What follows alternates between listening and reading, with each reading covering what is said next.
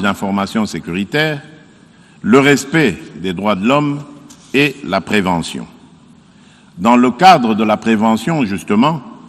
il est essentiel de souligner qu'en sus du traitement sécuritaire impliquant les services d'intelligence et d'action,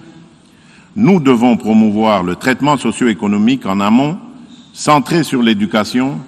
l'emploi des jeunes et la lutte contre la pauvreté pour extirper durablement le terrorisme de nos sociétés.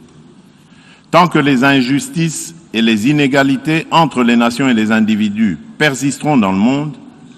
le terrorisme trouvera toujours un terreau fertile pour son émergence et sa propagation. Grâce à l'état de siège, des avancées importantes ont été réalisées, notamment la neutralisation de plusieurs centaines de miliciens, les redditions de nombreux éléments de ces groupes armés,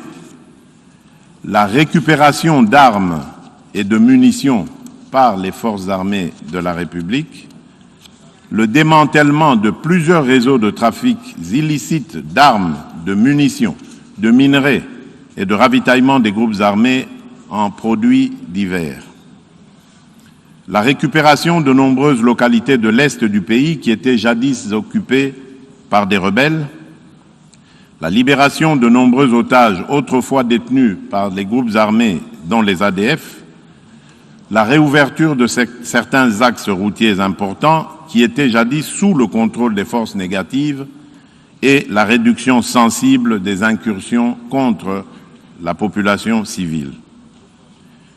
Ces résultats constituent une opportunité à capitaliser en nous mobilisant tous, communauté internationale, dirigeants et peuple congolais, afin d'en finir, une fois pour toutes, avec le cycle infernal de la violence imposée par les forces négatives qui écument le nord-est de la République démocratique du Congo et de consolider la paix, la sécurité et la stabilité dans la région des Grands Lacs.